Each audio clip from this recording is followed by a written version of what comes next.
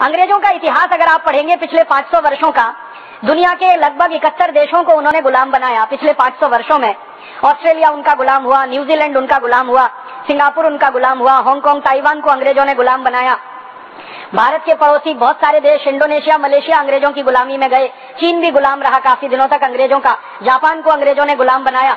दुनिया के ऐसे 71 देशों में, अमेरिका, कनाडा भी अंग्रेजों के गुलाम रहे हैं। ऐसे 71 देशों में जहां जहां अंग्रेजों ने अपना साम्राज्य स्थापित किया था, उन सभी देशों को छोड़ने से पहले अंग्रेजों ने उनका बंटवारा किया था।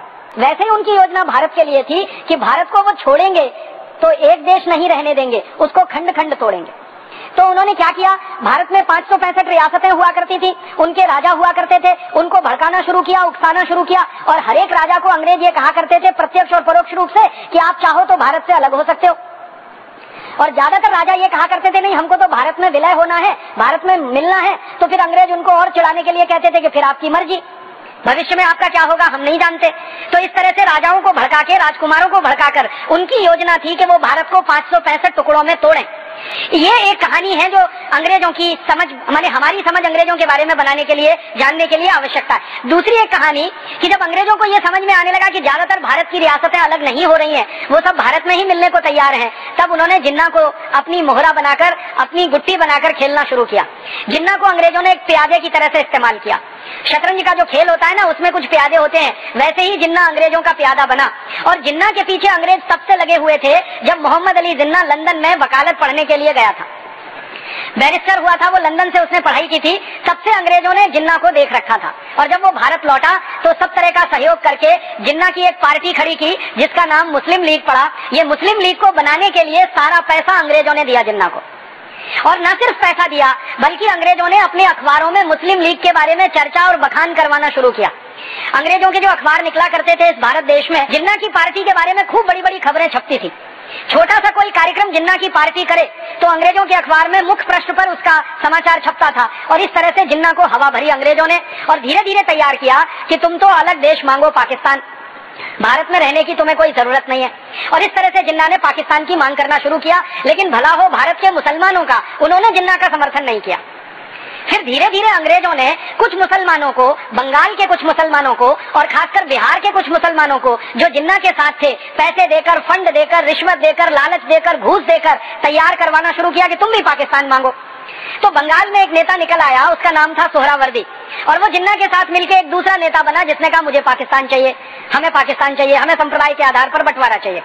तो इस तरह से पाकिस्तान की मांग 1937 के बाद इस देश में खड़ी की गई। अंग्रेजों की पूरी ताकत उसमें लगी, पैसा लगा, उनकी शक्ति लगी, उनकी अकल लगी, उनकी बुद्धि लगी, और इस तरह से ये बात बढ़ती चली गई। बाद में क्या हुआ, 1942 में अंग्रेजों ने दूसरे विश्व युद्ध में, जब उनकी बहुत बुरी हालत हो गई, दूसरा विश्व युद्ध 1939 से शुरू हो गया था और जर्मनी ने अंग्रेजों की कमर तोड़ दी थी। उस समय जर्मनी का जो हिटलर था उसने अंग्रेजों को इतना मारा था, इतना पीटा था कि हाल खराब हो गया था इनका। बम गिराए थे इतने पूरे इंग्लैंड पर कि लाखों लोग मर गए थे, और यूरोप के और देश जो अंग्रेजों को मदद कर रहे थे वो भी पिट गए थे। तो अंग्रेजों की 1942 तक हालत बहुत खराब हो गई। तो अंग्रेजों ने परोक्ष रूप से ये कहना शुरू कर दिया कि शायद अब भारत में वो ज्यादा दिन नहीं रह पाएंगे या भारत में ज्यादा शासन नहीं कर पाएंगे। और 1945 में जब दूसरा विश्व युद्ध खत्म हो गया और अंग्रेजों की अर्थव्यवस्था पूरी तरह से ध्वस्त हो गई, तब तो अंग्रेजों ने खुलकर कहना शुरू कर दिया कि अब भारत छोड़कर वो चले जाएंगे। और 1946 में बाकायदा उसकी घोषणा हो गई और 47 में 15 अगस्त को वो चले गए। लेकिन जब 42 से अंग्रेजों का ये मन बन गया कि उनको भारत से चले जाना है, छोड़ देना है, तो उन्होंने भारत के नेताओं से बिना बताए हुए ट्रांसफर ऑफ पावर की बात करना शुरू किया। और उन नेताओं में बहुत महत्वपूर्ण उनके लिए जिन्ना था। और जिन्ना को फिर से उन्होंने यही बात समझाना कि अलग पाकिस्तान ले लो, अलग देश ले लो, तुम प्रधानमंत्री हो जाओगे, तुम ऐसे हो जाओगे, और ये सब चलना हो गया। और आगे ये बढ़ता चला गया। अंत में ये हुआ, महात्मा गांधी एक बड़े नेता थे उस समय आजादी के आंदोलन के, उन्होंने एक संकल्प ले रखा था, वो ये कि भारत का बंटवारा होगा नहीं किसी भी कीमत पर। और महात्मा गांधी ने पूरे देश में ये ऐलान कर दिया था कि भारत बटेगा नहीं, भारत एक रहेगा, अखंड रहेगा। अगर भारत का बंटवारा कोई करना चाहता है तो उसको दिन में सपने देखना बंद कर देना चाहिए, मैं होने नहीं दूंगा। और एक दिन तो इतनी कठोर बात कही उन्होंने कि भारत का बंटवारा बाद में होगा, पहले मैं मरूंगा और मेरी लाश पे भारत का बंटवारा होगा। तो गांधी जी ने यह ऐलान कर रखा था। और आपको शायद मालूम है ये बात कि भारत के करोड़ों नागरिक गांधी जी के साथ थे। तो करोड़ों लोग भी गांधी जी के संकल्प के साथ थे, हिंदू हो, मुसलमान हो, सब लोग गांधी जी के साथ कहते थे कि हमें भी भारत का बंटवारा नहीं कराना है। तो माउंटबेटन नाम का एक आदमी भेजा गया इंग्लैंड से, और उसको इसलिए भेजा गया कि वो जाकर भारत का बंटवारा कराने में मदद करे। और माउंटबेटन को भारत में अंग्रेजों का आखिरी वॉयसराय माना जाता है, आखिरी गवर्नर जनरल माना जाता है। उसने आके जो गोटियां बिछाई उसके आधार पर भारत के बंटवारे की पृष्ठभूमि तैयार हुई। उसने क्या किया, जिन्ना को और ज्यादा राजनीतिक महत्वाकांक्षा से प्रेरित करा के एकदम से पक्का खड़ा कर दिया कि हमको तो पाकिस्तान ही चाहिए। तो बातचीत शुरू हुई और उस बातचीत में जो अंदर के दस्तावेज हैं जो मैं आज आपसे कहना चाहता हूं वो ये कि जिन्ना एक बार महात्मा गांधी से मिलने गया। महात्मा गांधी ने जिन्ना को पूछा, भाई तुमको क्या चाहिए? कि पाकिस्तान चाहिए। क्यों चाहिए? मुझे प्रधानमंत्री होने का है, अलग मुसलमानों का देश बनाने का है। तो महात्मा गांधी ने कहा कि भारत के मुसलमान तो चाहते नहीं कि अलग पाकिस्तान बने, वो तो तुम्हारे साथ है नहीं। तो जिन्ना ने कहा कि नहीं, मेरे साथ बहुत मुसलमान है। तो गांधी जी ने कहा कि देश में एक जनमत संग्रह करा लो। तो जिन्ना उस बात से पीछे हट गया। फिर गांधी जी ने बड़े प्रेम से समझाते हुए कहा कि तुमको प्रधानमंत्री ही होना है ना, तो भारत के हो जाओ, इसमें क्या बुराई है, लेकिन देश तो एक रहे, देश तो नहीं टूटे। तो जिन्ना तुरंत तैयार हो गया और गांधी जी को लगा कि इसकी यही कमजोरी है कि ये प्रधानमंत्री होना है इसको। अब जिन्ना ने जब ये मान लिया कि मैं प्रधानमंत्री हो जाऊं तो उसने कहा फिर भारत नहीं बंटवारा मुझे करना, फिर भारत को नहीं तोड़ना, माने प्रधानमंत्री पद चाहिए। अब जिन्ना के सामने जो व्यक्ति थे प्रधानमंत्री पद के उम्मीदवार, वो थे पंडित जवाहरलाल नेहरू, और उन्होंने एक ऐसी कड़वी बात कह दी जिसमें सारे देश की दिशा बदल गई। मैंने आपसे कहा था, बहुत ध्यान से इस बात को सुनिएगा, कि थोड़े से किसी क्षण विशेष पर हम एक मामूली सी भूल करते हैं और वो देश के लिए पूरा इतिहास बदल देती है। जब नेहरू जी के सामने ये बात आई कि जिन्ना प्रधानमंत्री बनने के लिए बात कर रहा है और वो देश का बंटवारा नहीं चाहता, तो गांधी जी ने संदेशा भिजवा दिया कि ठीक है, जिन्ना को प्रधानमंत्री स्वीकार कर लेने में कोई गलती नहीं है, अगर देश टूटने से बचता है तो इसको प्रधानमंत्री स्वीकार करने में कोई दिक्कत नहीं है। नेहरू जी ने एक बहुत कड़वा वाक्य कहा।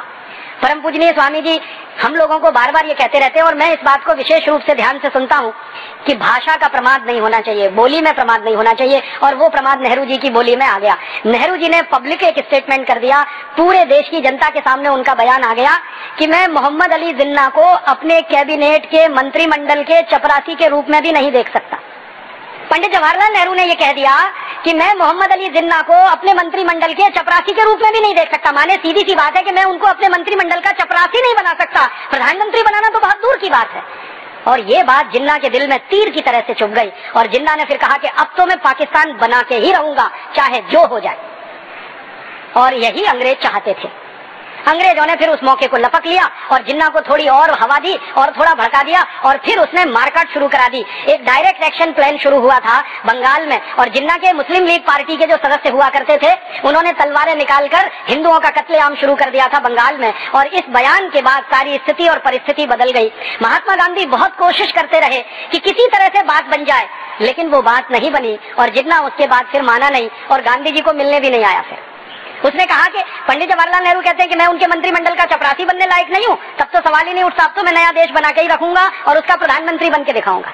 अच्छा, जिन्ना का जो एक डॉक्टर था जो उसका इलाज करता था, उस डॉक्टर ने कोई सूचनाएं लोगों को भिजवाई थी और कांग्रेस के कई बड़े नेताओं को यह जानकारी दी थी कि ये जिन्ना ज्यादा दिन का मेहमान नहीं है, इसको बोन टीबी हो गई है, ये 2-4-6 महीने जिंदा रहेगा, उसके बाद मर जाएगा, इसको प्रधानमंत्री अगर बनाना है तो बन लेने दो, देश तो एक रहेगा, बंटवारा नहीं होगा। लेकिन किसी ने उस डॉक्टर की बात पे ध्यान नहीं दिया और अंत में फिर वो हुआ। अंग्रेज तो तैयार बैठे थे, तो अंग्रेजों ने अपनी संसद में एक कानून पास कर दिया जिसका नाम था इंडियन इंडिपेंडेंस एक्ट। और इस कानून की परिभाषा में ये तय किया गया कि इस कानून के पास होते ही भारत के 2 हिस्से हो जाएंगे, एक भारत रहेगा, दूसरा पाकिस्तान हो जाएगा। पाकिस्तान कहां कहां हो जाएगा उसकी सीमा तय कर दी अंग्रेजों ने और भारत कहां कहां रहेगा उसकी सीमा तय कर दी अंग्रेजों ने। और इस तरह से ये बंटवारा हो गया। और आपको इतिहास की एक सच्चाई बताना चाहता हूं जो दर्द देती है दिल में, वो ये कि पाकिस्तान मिलने के थोड़े महीने के बाद ही जिन्ना मर गया, सच में मर गया, और वो टीबी से मर गया, उसको बोन टीबी थी।